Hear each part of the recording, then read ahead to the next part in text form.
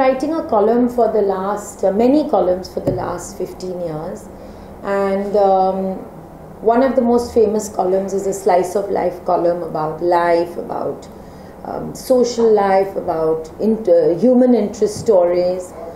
The other column, which is very famous, is my relationship column about marriage, divorce, separation, sibling rivalry, family feuds, inheritances. So I believe that these human interest stories, and of course design, I'm professionally an interiors architect, so design, slice of life, relationships, each of them could form a different talk show. And also if you look at it, I've already done Home Shanti Home, 36 episodes. I did Meri Saheli, also 30 episodes. I've done Red Hot Countdown. All these shows I've done were very successful. Started out with 1 repeat, went on to 5 repeats a week. You know, I believe if looks were important, a lot of our superstars wouldn't be superstars. So I think it's a combination of charisma, looks, intelligence, conversational ability, and bringing out people. What is a talk show? The ability to sit with somebody and draw him out.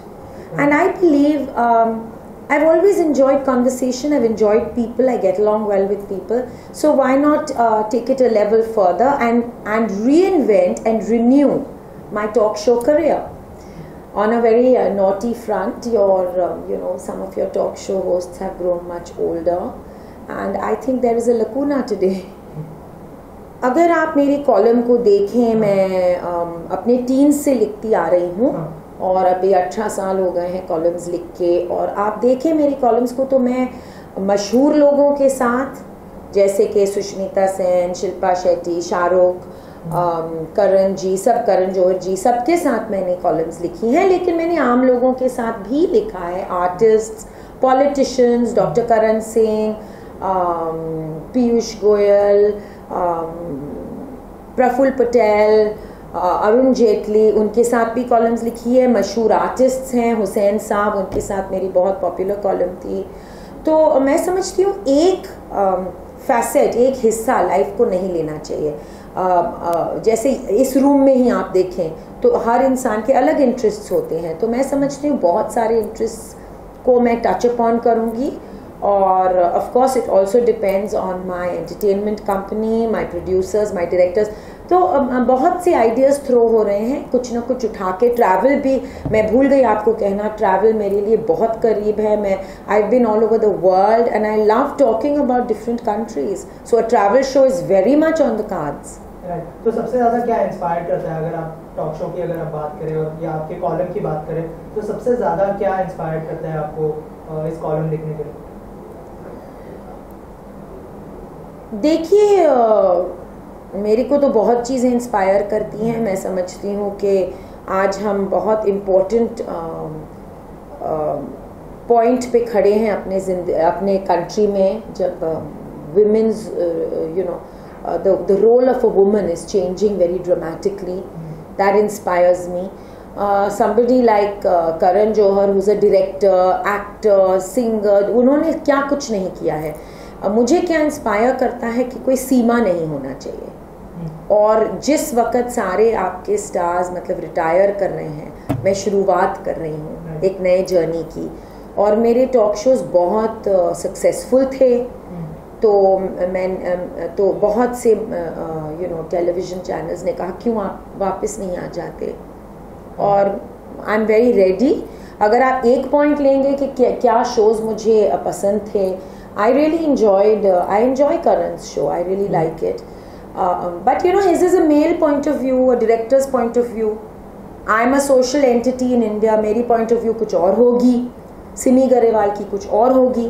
तो जो इंसान आते हैं, जैसे वो ही role अगर आमिर खान करें तो वो अपने तरीके से करेंगे, और वो ही रोल अगर शाहरुख खान करेंगे वो अपने तरीके से करेंगे। हर एक्टर की, हर पर्सनालिटी की अलग तरीके होते हैं, और लोगों को ड्रॉ आउट करने के अलग तरीके होते हैं, because in a talk show you are drawing out somebody.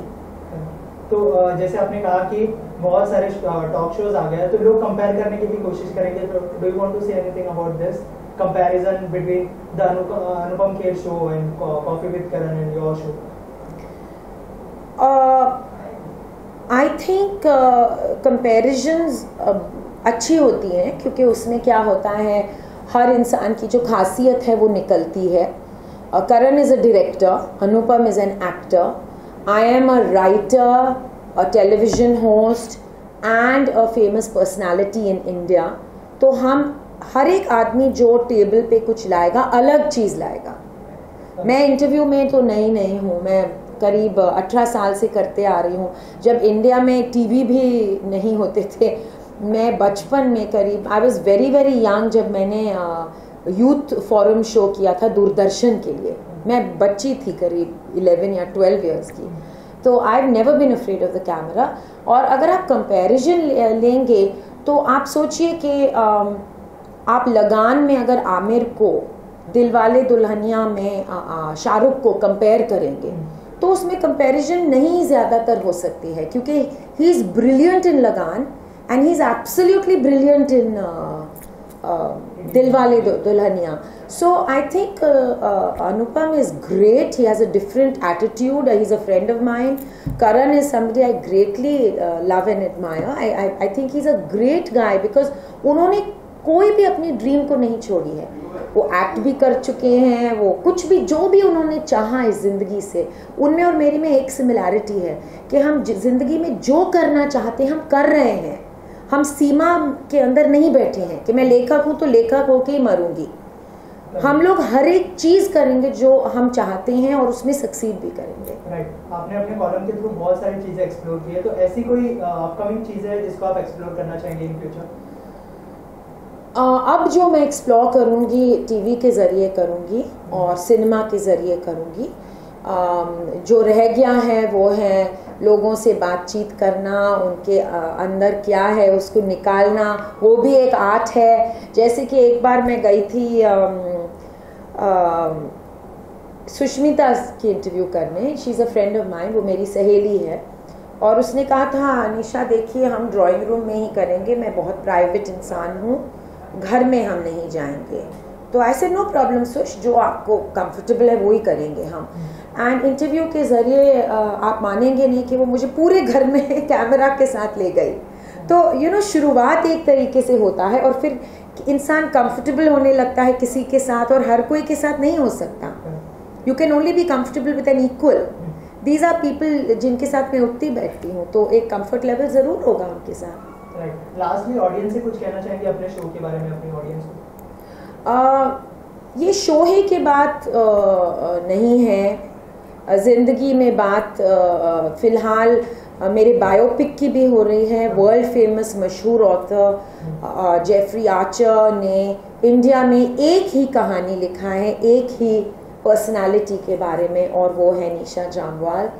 और उस कहानी को हम लोग AS एंटरटेनमेंट में फ्लैश आउट करना चाहते हैं. ये बात हो रहे हैं बहुत. There are talks going on for a biopic. Who will play the role of Nisha Jamwal, what is going to happen in the movie.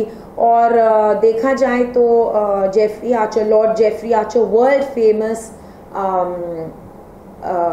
Best selling author हैं, और उन्होंने पहले बार अपने ज़िंदगी में बुक के कैरेक्टर का नाम लिखा है निशा जामवाल. मतलब वो बदल के नहीं लिखा है. So the movie should be very exciting, very interesting. और मैंने जो पहले बात छेड़ी थी औरतों के बारे में, it's an inspirational and a motivational story मेरे लाइफ के ऊपर. मैं छुपाऊंगी नहीं, मेरे खुद के लाइफ में काफ़ी चैलेंजेस रह चुकी हैं, और वो चैलेंजेस, वो इंस्पिरेशन, वो मोटिवेशन फिल्म में मैं चाहती हूँ देखा जाए.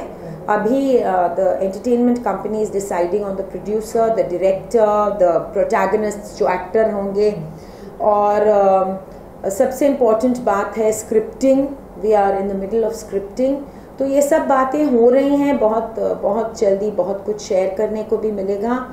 तो एक तरफ शो है, टॉक शोज़ हैं, एक तरफ बायोपिक है, और एक और बात है कि मैं काफ़ी स्क्रिप्ट्स को भी कंसिडर कर रही हूँ as an actor. as a protagonist, as a you know, I don't believe in something called a star. I believe in actors like Om Puri ji, Lilette Dubey, people like that, people who are actors more than, you know, Sushmita. I feel she's an actor. India में हम star देखते हैं, लेकिन वो जो star की बात होती है वो अब नहीं रही। आप देखें तो कोई स्टार की जो मूवी आप देखेंगे तो वो स्टार के ऊपर नहीं चलती है, मगर the script is the star these days. आजकल अच्छा एक स्क्रिप्ट होगा तो movies do well all over. ये नहीं कि आप टैक्सी ड्राइवर्स के लिए या कुलीज़ के लिए या यू नो फिल्म एक्टर्स के लिए मूवी बना रहे हैं। हर पेशे के लोग, हर गांव में, हर शहर में लोगों को एक ही चीज़ चाहिए, एक इंटरेस्टिंग स्टोरी। इसके अलावा जैसे बायोपिक भी बनने वाली है, तो अकॉर्डिंग टू यू ऐसी कौन सी एक्ट्रेस है जो आपका किरदार प्ले कर सकते हैं? लेकिन आपके डायरेक्टर तो सोच रहे हैं, लेकिन अकॉर्डिंग टू यू कौन सी ऐसी एक्ट्रेस है जो आपका किरदार? मैं समझती हूँ कि पूरी टीम के डिसीजंस होंगी, डेट्स की डिसीजंस होंगी, लेकिन अगर आप मुझसे केवल you ask me a wild card question, I'd say I associate strongly with Deepika Padukone. She's outspoken, she's tall, I like her nature. उनको काफ़ी हार्डशिप्स हुई हैं जो उन्होंने बात भी किया है ओपनली। मैं भी बहुत ओपन हूँ और उन हार्डशिप्स के साथ उन्होंने ट्रायम्फ किया है। She has succeeded and she is I think she is a beautiful person. I also love Parineeti Chopra, I absolutely love her. I think she is उनमें कोई प्रिटेंशन नहीं है। She is very spontaneous star like Deepika, and of course there is Sushmita, but I'm not sure, you know, I love Sushmita. I think she's a strong, powerful woman. So off the cuff ये तीन नाम हैं जो मेरे मन में आती हैं। Okay, thank you so much and all the best.